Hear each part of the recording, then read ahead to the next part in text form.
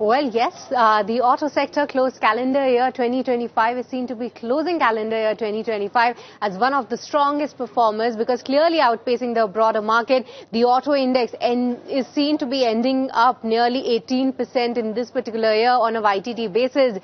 Let's talk about the movers and some of the laggard stocks as well. So top of the list is Ashok Leyland that has actually gained almost 54% this year, followed by TVS Motors, Maruti, Eicher, which were also up more than 40% of return in this particular year itself. However, the rally was selective because Tube Investments was one of the major laggards, 28% cut. Tata Motors PV with respect to their JLR has fallen more than 23%, and so is Sona BLW with respect to global concerns. But along with that, it's the domestic tailwind that played a decisive role in driving the rally. GST cuts, lower interest rates, a normal and a widespread monsoon, and income tax relief that helped revive the consumption and support the auto demand throughout the year. But in contrast, the global auto markets continue to face the challenges. Now, tariff shocks impacted the passenger vehicle exports. JLR was hit by the cyber attack. There were chip issues that resurfaced.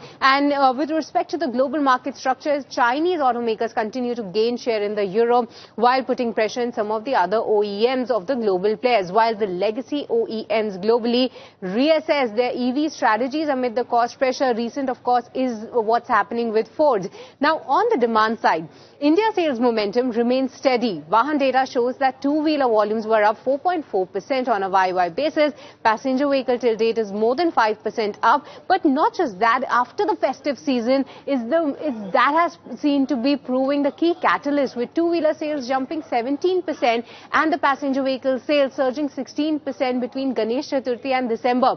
But looking ahead, the outlook is still very robust. But quickly, let's take you through some of the big launches that we have seen, because a lot of these premiumization themes, how the SUVs have been dealing, they rarely play out. But some of the launches that have done very well, it was Maruti Suzuki e-Vitara that was showcased. Mahindra did launch two of their EVs, and Tata Sierra alongside the India entry of Tesla and VinFast were some of the big headlines. But looking ahead into 2026, anticipation is building around the next generation Renault Duster, Toyota Urban Cruiser EV, Maruti EVX. We will definitely see that on road, and key global launches such as the next-gen Tesla Roadster, Sony Honda Afeela EV, and Ferrari's first electric car is something that will keep the auto sector excited. But overall, the India auto sector enters the next year on a strong footing, backed by domestic demand, favorable policy support, and evolving customer preferences.